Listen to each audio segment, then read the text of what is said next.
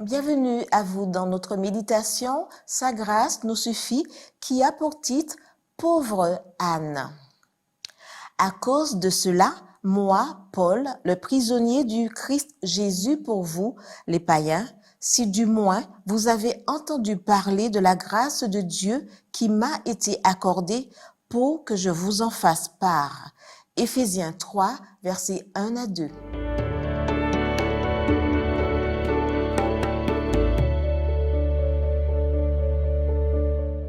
Dans Éphésiens 3, 7 idées ressortent. Premièrement, lettre de créance. Paul se présente comme prisonnier du Christ par amour pour ses enfants dans la foi. Voir le verset 1 et 2. Deuxièmement, mystère. Le fait que les païens qui vivaient loin de Dieu puissent participer aux bénédictions de l'Évangile est un mystère. Voir les versets 3 à 7. Troisièmement, privilège. Paul, qui se considère comme le moindre de tous les saints, a reçu la grâce d'annoncer aux païens comme une bonne nouvelle la richesse insondable du Christ. Voir le verset 8. Quatrièmement, liberté. En Christ, nous avons accès à Dieu. Voir le verset 12. Cinquièmement, force. Selon la richesse de sa gloire, Dieu, par son esprit, nous donne d'être puissamment fortifiés. Voir le verset 16. Sixièmement, but. Dieu habite en nous, afin que nous puissions comprendre quelle est la largeur, la longueur, la profondeur et la hauteur de l'amour du Christ qui surpasse toute connaissance, en sorte que nous soyons remplis jusqu'à toute la plénitude de Dieu. Voir le verset 18 et 19. Septièmement, puissance. À celui qui peut, par sa puissance qui agit en nous, faire au-delà, infiniment au-delà de ce que nous pouvons demander et imaginer. Verset 20.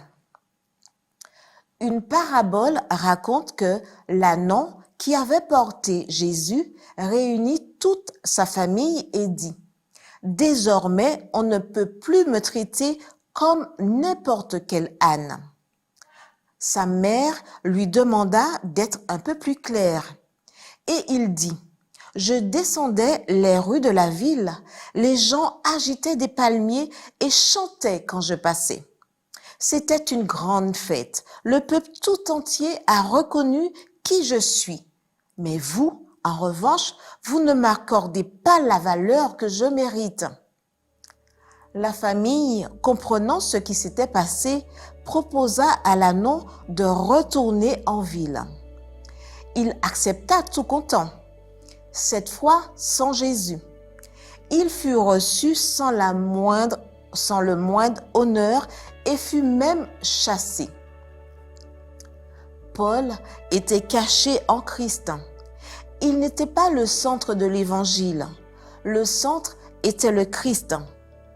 Il est merveilleux de servir un Dieu qui nous offre le salut, qui transforme notre cœur et dont l'attente d'un changement de vie nous forme par sa puissance et sa grâce.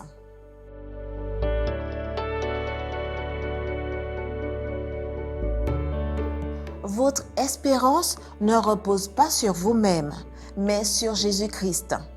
Votre faiblesse est unie à sa force, votre ignorance à sa sagesse, votre fragilité à sa puissance. Ne regardez donc pas à vous-même, ne contemplez pas votre personne, mais le Sauveur. C'est en aimant le Christ, en l'imitant, en vous reposant entièrement sur lui, que vous serez transformés à sa ressemblance. Amen.